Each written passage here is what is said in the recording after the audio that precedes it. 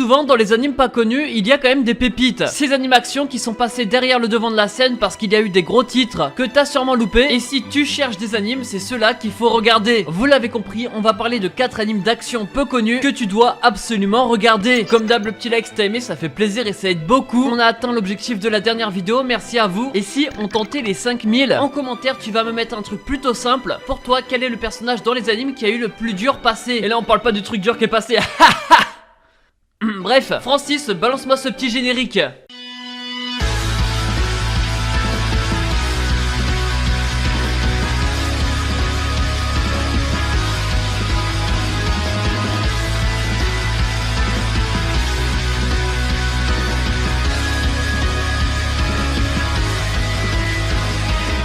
On commence directement avec un anime qui s'appelle Revenger. C'est bien sûr sans le Tokyo et devinez pourquoi, parce que l'histoire ne se passe pas à Tokyo. Hein, de quoi? C'est pas le même anime en plus? Tout s'explique, mais cet anime, moi j'ai trouvé incroyable et je comprends pas pourquoi personne n'a sauté dessus. C'est un anime de samouraï, on suit l'aventure de Raizo Kurima. Lui il travaille pour quelqu'un et il va lui donner un ordre. Il devra éliminer son beau-père parce qu'à ce qui paraît, il travaille dans un trafic d'opium. Bien sûr, il respecte, c'est pour ça qu'il va exécuter l'ordre. Sauf que le problème, la vérité, c'est que c'était pas lui le trafiquant d'opium, mais bien son patron. Et en plus de ça, si c'était pas si difficile, sa meuf s'est donné la mort parce qu'elle pensait que son mec et son père étaient morts. C'est pourquoi le perso principal se retrouvera tout seul. Raizo Kurima avait tout perdu, il était prêt à se donner la mort, sauf que quelqu'un va lui tendre la main. Yuen Uzui. Ce gars-là, il est à la tête d'un groupe assez particulier parce qu'ils acceptent de réaliser la vengeance de certaines personnes sur le point de mourir. Mais ce groupe cache quelque chose de bien plus sombre. Vous allez voir qu'est-ce que c'est si vous regardez cet anime. Mais alors pourquoi je l'ai bien aimé? Déjà regardez comment le perso principal crie à chaque fois qu'il attaque.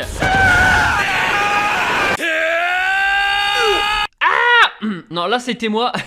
Au début il one shot un peu tout le monde, donc c'est un peu ridicule. Mais plus t'avances, plus les combats sont bien et détaillés, longs surtout, ça fait plaisir. Surtout que devant cet anime on ne s'ennuie jamais. On va faire une vengeance, à l'épisode d'après une autre. Des fois ça dure plusieurs épisodes, mais en tout cas ça s'enchaîne assez rapidement. Il y a cette ambiance de l'ancien Japon avec le chara design, le style, mais aussi avec les OST qui sont pour moi parfaites. On a envie de savoir ce que le groupe cache au perso principal et si lui il va le découvrir. Ces membres même du groupe qui sont tous vraiment stylés, avec une manière de combattre différente. C'est vraiment court pour vous dire tout ce que j'aime dans cet anime, mais regardez-le, Revenger. Il est dispo sur Crunchyroll, il touche pour genre action et pour thème samouraï vengeance, saute dessus. On enchaîne directement avec cet anime où la psychologie est le centre même du personnage principal. Caligula, si tu connais pas, c'est un anime que j'ai trouvé récemment et que je trouve vraiment bien. Mais alors ça parle de quoi? L'histoire se passe dans un monde où il y a une idole virtuelle qui s'appelle Yu. Je sais pas comment ça se prononce. De base, elle fait juste des chansons pour les utilisateurs. Sauf qu'à force d'exister, elle va gagner en conscience, en intelligence et elle verra que le monde n'est vraiment pas beau. Qu'est-ce qu'elle va faire pour sauver l'humanité? Comment ça va se passer? Elle va attirer les gens vers un monde qu'elle a créé, qu'elle a appelé Monbus. Quoi? Mobius? Ah, j'avais pas compris. Dans ce monde virtuel, c'est simple, elle va libérer les gens de leur souffrance, de la réalité et tous leurs vœux seront exaucés. Sauf qu'il y a des gens qui vont le remarquer, ils vont connaître leur vérité et leur but c'est de s'échapper de Mobius. C'est d'ailleurs ces gens qu'on va suivre. Faut être honnête, l'animation n'est pas vraiment au rendez-vous. Pourtant, j'ai quand même apprécié que ça soit le mystère qui plane dans les premiers épisodes où on suit justement des personnes mais séparées, donc plusieurs histoires à suivre en même temps, c'est pour ça que ça s'enchaîne rapidement également. On peut également apprécier tel ou tel personnage grâce à ça. C'est un anime où il y a de la musique parce que l'idole elle chante. D'ailleurs je vous mets tout de suite son plus gros banger. Non mais ça marche toujours. Sinon à part ça, les monstres, on va pas se mentir, ils sont mal faits. Mais le fait que le monde soit dérangeant, ça rend le truc vraiment plus acceptable. Mais je vous le dis, les monstres sont pas ouf. Le mystère plane sur Caligula, cet anime que tu dois voir. Il touche pour genre action, mystère, science-fiction. Et pour thème combat, idole, monde virtuel et survival game. Encore une fois, dispo sur Crunchyroll. On enchaîne directement avec cet anime Masterclass Princesse Principale. Qui nous parle de la princesse principale ou quoi?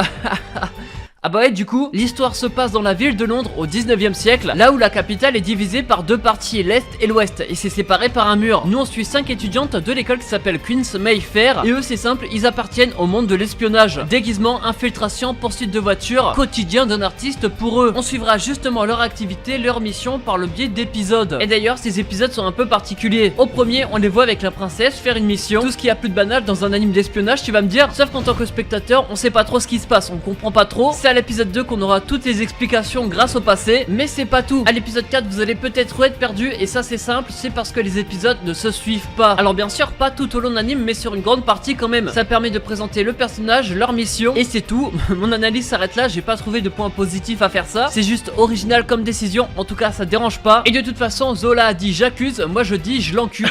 Attends, c'est pas ça la suite. Le côté steampunk est très bien réalisé, d'ailleurs c'est un genre que j'apprécie énormément. Les filles dans le groupe ont surtout chacune un rôle à jouer, que ça soit la princesse de par son rôle, Ange parce qu'elle peut doubler la princesse, etc. Vous allez voir que dans leur mission ils ont chacune une spécialité. On peut le dire aussi, l'anime date de 2017 et pourtant l'animation est au rendez-vous. Princesse principale, il faut absolument que tu le regardes. Il touche pour genre action, aventure historique et pour thème école, espionnage quotidien et steampunk, et lui est dispo sur internet. Les derniers qui sont restés, vous avez raison, parce qu'on parle de la plus grosse masterclass de cette vidéo. Tsurun, si tu connais pas, c'est l'anime de sport à regarder. Il est tellement bien et je comprends pas pourquoi il fait pas plus de bruit. Non, c'est l'aventure de Minato, un passionné de Kyudo. C'est quoi ce sport? C'est simple, c'est du tir à l'arc japonais. Il a pratiqué ce sport pendant longtemps, ce qui fait qu'il a un très bon niveau, sauf qu'à cause d'un événement, en fait il pratique plus ce sport. C'est même devenu un traumatisme. Arrivé au lycée, Minato va rencontrer plusieurs personnes, plusieurs amis. C'est d'ailleurs grâce à eux qu'il retrouvera goût au sport. Mais est-ce que ça sera suffisant pour gagner le tournoi préfectoral? Tu vas le savoir que si tu regardes encore une fois. La première chose qui choque, c'est le visage qu'on voit dès le début. Il m'a fait vraiment peur. T'as dit quoi? C'était une photo de moi?